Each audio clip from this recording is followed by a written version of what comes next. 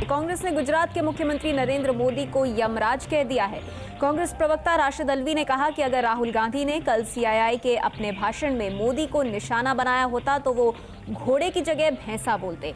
राहुल ने कल अपने भाषण में, आपको बता दें, कहा था कि ये सोचना गलत है कि कोई घोड़े पर बैठकर आएगा और देश की सारी समस्याएं सुलझा देगा।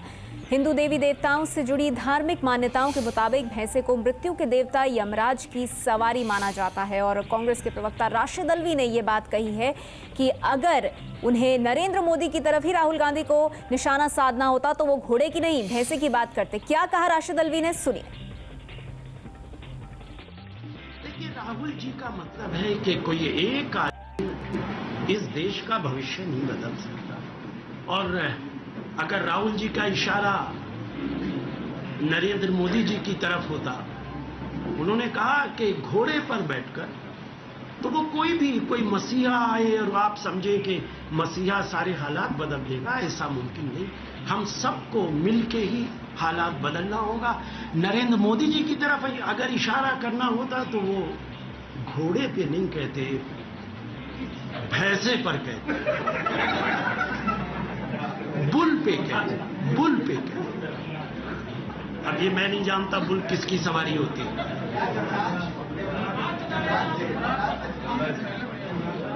और कोई? तो सुना आपने कांग्रेस के प्रवक्ता राशिद अल्वी को। उन्होंने कहा कि अगर राहुल गांधी को निशाना ही साधना होता नरेंद्र मोदी पर तो फिर वो ये घोड़े की बात ही क्यों करते, वो भैंसे की बात करते। लेकिन कांग्रेस ने मोदी को यमराज कहा है, इस तरह से निशाना साधा। कांग्रेस ने कहा कि भैंसे की सवारी करने वाले, और पलटवार किया है मोदी पर। सूचना और प्रसारण मंत्री मनीष तिवारी ने गुजरात के मुख्यमंत्री नरेंद्र मोदी पर साधा है निशाना। मनीष तिवारी ने कहा है कि उन्हें इस बात का डर है कि कहीं मोदी वही ना दोहरा दें जो साल 2002 में उन्होंने गुजरात में किया था। गुजरात के मुख्यमंत्री के बयानों पर कभी कभी बहुत चिंता होती है, और चिंता इस बात की कि शायद भारत में या भारत के बाकी हिस्सों में उनकी वही करने की मंशा ना हो जो उन्होंने गुजरात में 2002 में किया। कल ही नरेंद्र मोदी ने कहा था कि अब वो देश का कर्ज चुकाना चाहते हैं। प्रधानमंत्री मनमोहन सिंह ने कहा है कि पीएम पद के लिए राहुल गांधी का हमेशा स्वागत है। अपने तीसरी बार प्रधानमंत्री बनने के सवाल पर मनमोहन सिंह ने कहा कि ये सवाल काल्पनिक है। प्रधानमंत्री मनमोहन सिंह ने यह भी कहा कि यूपीए में सत्ता के 2 केंद्रों की बहस बेकार है। उन्होंने सीआईआई के कार्यक्रम में दिए राहुल के कल के भाषण को शानदार बताया और कहा कि सबको शामिल करने का राहुल गांधी का राजनीतिक एजेंडा तारीफ के लायक है। कुंडा के डीएसपी हत्याकांड में राजा भैया की मुश्किलें बढ़ गई हैं। मामले की जांच कर रही सीबीआई ने उन्हें हफ्ते भर में पेश होने को कहा है। इसी बीच राजा भैया ने लखनऊ में मुख्यमंत्री अखिलेश यादव से भी मुलाकात की। यूपी के कुंडा हत्याकांड में पूर्व मंत्री और बाहुबली नेता राजा भैया को सीबीआई ने समन भेजकर पूछताछ के लिए पेश होने को कहा है। इस मामले में सीबीआई ने साफ किया है कि उसने किसी भी आरोपी को क्लीन चिट नहीं दी है। हालांकि बीच में ऐसी खबरें भी आ रही थी कि सीबीआई ने राजा भैया को क्लीन चिट दे दी है। कुंडा में डीएसपी जियाउल हक की हत्या हुई थी। हत्या का आरोप यूपी के मंत्री रघुराज प्रताप सिंह उर्फ राजा भैया पर लगा है, जिसके बाद उन्होंने इस्तीफा दे दिया है। आम आदमी पार्टी के नेता अरविंद केजरीवाल 15 दिन बाद कल शाम 5 बजे अपना उपवास तोड़ेंगे। अरविंद दिल्ली में बढ़े हुए पानी बिजली के बिल को लेकर उपवास कर रहे हैं। कल शुभ दिन है, 6 अप्रैल है। कल गांधी जी ने अपना नमक कानून तोड़ा था। शाम को 5 बजे सब लोग यहाँ पे इकट्ठे होंगे और कल शाम को 5 बजे मैं अपना उपवास समाप्त करूंगा। अन्ना हजारे ने भी अरविंद केजरीवाल को चिट्ठी लिखकर उपवास खत्म करने की अपील की है। ठाणे के मुमरा इलाके में गैर कानूनी ढंग से बनी इमारत के गिरने से मरने वालों की संख्या लगातार बढ़ती जा रही है। गुरुवार शाम को गिरी इस इमारत के मलबे से लोगों को निकालने का काम अब भी जारी है। ठाणे के शील फाटा इलाके में गैर कानूनी ढंग से बन रही 8 मंजिला इमारत के गिरने से अभी तक 30 से ज्यादा लोगों की मौत हो चुकी है, जबकि 60 से ज्यादा लोग घायल हैं। बताया जा रहा है कि इस इमारत के 7 फ्लोर बन चुके थे, 8वां फ्लोर बनाया जा रहा था। इमारत पूरी तरह बनी नहीं थी, फिर भी उसमें 30 से ज्यादा परिवार रह रहे थे। पीटीआई के मुताबिक अफसरों ने बताया कि ये इमारत वन विभाग की जमीन पर कब्जा करके गैर कानूनी ढंग से बनाई जा रही थी। पुलिस ने बिल्डर जमील कुरैशी और सलीम शेख के खिलाफ गैर इरादतन हत्या का मामला दर्ज किया है। दोनों अभी तक फरार हैं।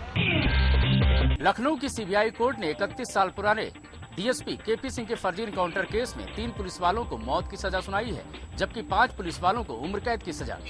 लखनऊ की सीबीआई कोर्ट ने जैसे ही फैसला सुनाया, डीएसपी केपी सिंह की बेटी किंजल सिंह फपक कर रो पड़ी।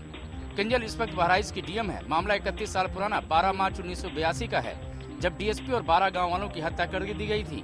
मामला सीबीआई को सुपुर्द करने के बाद 19 आरोपी पुलिस वालों की जांच शुरू की गई। इस दौरान 10 आरोपी पुलिस वालों की मौत हो चुकी है। 3 को फांसी, 5 को उम्र कैद और 1 को अदालत ने बरी कर दिया।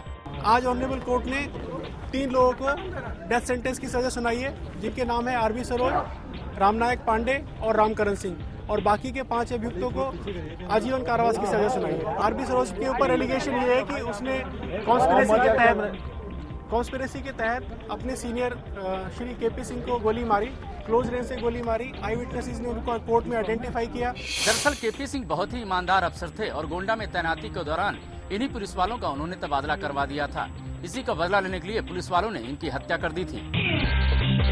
क्या बीजेपी की राष्ट्रीय सचिव वाणी त्रिपाठी ने बेवजह हंगामा मचाया, क्योंकि कल रात वाणी की गाड़ी से जिस गाड़ी की टक्कर हुई थी उसके ड्राइवर का दावा है कि कल रात ही उसने वाणी त्रिपाठी को 15,000 रुपए दिए थे और समझौता हो गया था। जबकि बीजेपी की राष्ट्रीय सचिव वाणी त्रिपाठी के मुताबिक कल रात पहले गाड़ी ने उनकी गाड़ी को टक्कर मार दी, उसके बाद गाड़ी में सवार लोगों ने उनके साथ बदसलूकी की। ये घटना बीती रात 9:15 बजे की है और ये सब हुआ ग्रेटर कैलाश पार्ट 2 के फ्लाईओवर के पास।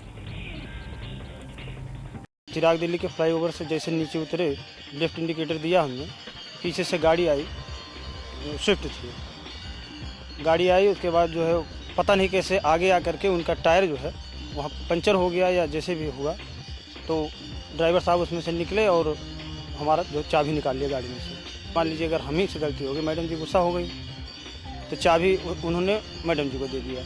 तो मैडम जी ने अपना फ़ोन कहीं मिलाया, फिर पुलिस वाले आए सब। उसके बाद फिर गाड़ी लेके गए वहाँ थाने में। फिर हमारे मैनेजर साहब को फ़ोन किया गया, वो आए। 25,000 रुपये मांग रहे थे वो लोग कि टायर 25,000 रुपये मतलब फटा है। तो हम अपना रिक्वेस्ट किए, तो पता नहीं कैसे वो लोग दया की, मतलब बोले कि 15,000 तो फिर भी देना है। तो मैनेजर साहब 15,000 रुपये उनको दिए। उसके बाद फिर अपना दुआ सलाम हुआ, फिर वो लोग बोले जाओ।